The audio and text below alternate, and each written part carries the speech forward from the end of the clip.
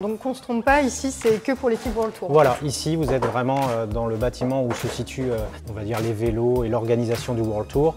Et là précisément, on est dans l'entrepôt justement où on a toute la partie mécanique dans un premier temps avec justement l'atelier mécanique. Bonjour et bienvenue dans Ravito, le rendez-vous vélo du Télégramme. Ravito, vous le savez, c'est tous les vendredis à 18 h sur le télégramme.fr et sur la chaîne YouTube du Télégramme.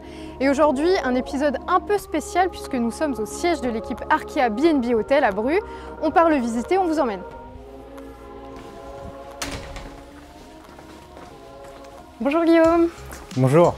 Vous êtes directeur général de l'équipe B&B Hotel. Est-ce que vous pouvez nous expliquer un peu qu'est-ce qu'on fait aujourd'hui ici, où on est? Donc tout à fait, oui, je suis le directeur général de l'équipe Arkea B&B Hotel. Donc ici vous êtes au siège social de l'équipe, on va dire même des équipes, parce qu'aujourd'hui nous avons 3 équipes, donc l'équipe World Tour qui existait depuis déjà quelques années.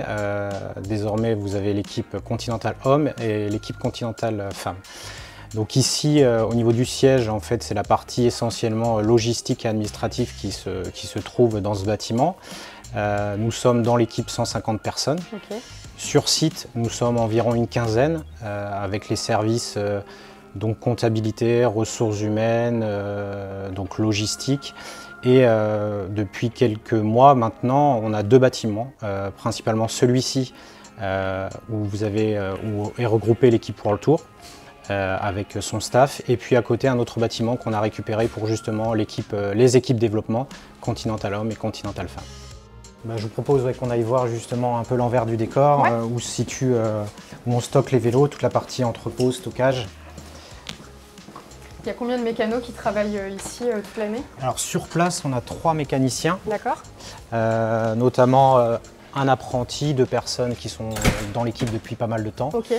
Et sinon, dans l'équipe World Tour, on a une dizaine de mécaniciens et sur les autres équipes, on a 2 mécaniciens par équipe, Continental Femmes et Continental Hommes. D'accord, donc qu'on ne se trompe pas, ici c'est que pour l'équipe World Tour. Voilà, ici vous êtes vraiment dans le bâtiment où se situent, on va dire, les vélos et l'organisation du World Tour. Et là précisément, on est dans l'entrepôt justement où on a toute la partie mécanique dans un premier temps avec justement l'atelier mécanique. Le stockage des vélos, des roues, et puis après sur la partie arrière, on a la partie assistance sportive, où là on va stocker tout ce qui est lié au métier d'un assistant sportif, avec les ravitaillements, donc la nourriture, avec aussi la partie massage, donc les huiles de massage, la partie nutrition aussi spécifique. Donc voilà un peu comment est organisé notre service course. Là on le voit, les vélos, il n'y en a pas beaucoup puisqu'on est en plein dans la saison. Oui. Habituellement, c'est à peu près combien de vélos qu'il y a toute l'année?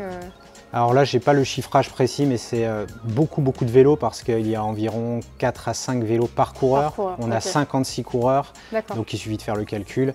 Mais effectivement, en ce moment, on est déjà sur 3 fronts minimum de course. Donc là, les véhicules sont remplis des vélos et il reste peu de vélos sur place. Bonjour Gervan. Bonjour. Tu es mécano ici depuis 1 an. Est-ce que tu peux nous expliquer un peu en quoi consiste ton métier? Eh ben, tout simplement, on vérifie les vélos avant les courses, à l'amorce. S'il y a des pièces à changer, on va les changer. Bien sûr, contrôler tout ce qui est serrage, les réglages, et après les positionnements, on les fait ici sur le service course. Voilà. Le travail d'un mécano, c'est pas que pendant les courses, c'est aussi en semaine. En quoi ça consiste les préparations justement? Les préparations du coup, à l'amorce des courses, on va regarder les tailles de roues par rapport au dénivelé, on va regarder les parcours. Et après, ensuite, on va demander aux coureurs qu'est-ce qu'ils souhaitent avoir comme, on va dire, comme plateau et comme pièce, en priorité, on va dire.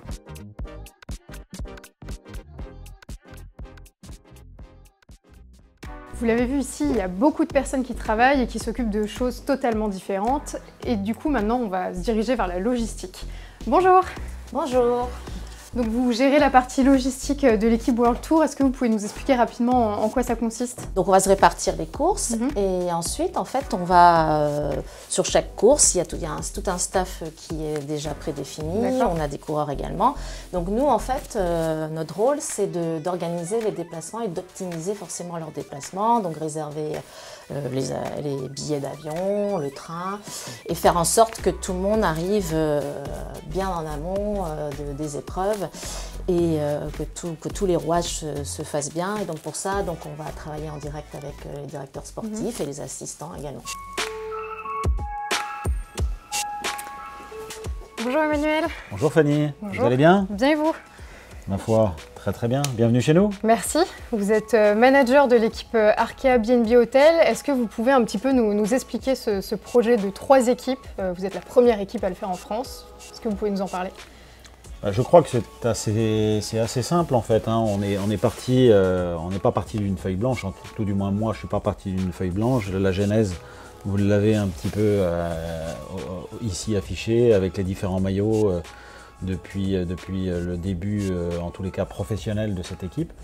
Mais voilà, je crois qu'il faut d'une part vivre avec son temps, d'une part être dans la performance et puis surtout en générant aussi une équipe continentale.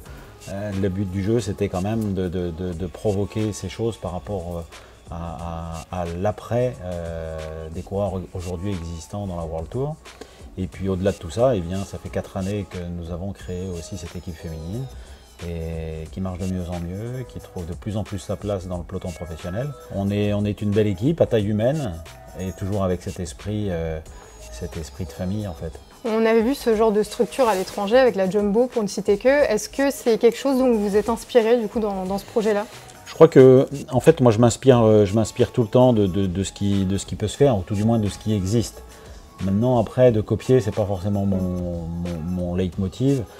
Obligatoirement, il y a des similitudes, il y a des ressemblances. Maintenant, après, c'est toujours pareil. Il faut créer sa propre identité. Et qu'est-ce que ça apporte justement aujourd'hui au cyclisme français, ce genre d'équipe? C'est quoi la plus-value en fin de compte? La plus-value, elle est aussi simple. C'est-à-dire que aujourd'hui, on a le bonheur d'être en World Tour pour l'équipe masculine la plus grande, on va dire. On peut être fier d'avoir une équipe comme celle-ci et comme la nôtre au sein de notre territoire breton. Ensuite, après l'équipe féminine, pour moi, il y a longtemps que j'avais envie et aujourd'hui, ça va de soi et on est de plus en plus copié là par contre par rapport à cette création d'il y a 4 ans. Et en fait, on s'aperçoit aussi aujourd'hui que nos femmes, elles participent au Tour de France, elles créent. Et au-delà de tout ça, après, la formation, en fait, c'est découvrir les nouveaux Vauquelin, les nouveaux Costio, les nouveaux Lebert. Qui plus est, si c'est au sein de notre territoire breton, ça ne sera que mieux. Et on en sera encore plus fiers si on découvre de nouveaux talents comme peuvent l'être Barguil, Gaudu ou Madouas. Notre visite s'achève ici avec juste derrière moi le vélo de Kevin Vauquelin qui est prêt à partir pour une nouvelle course.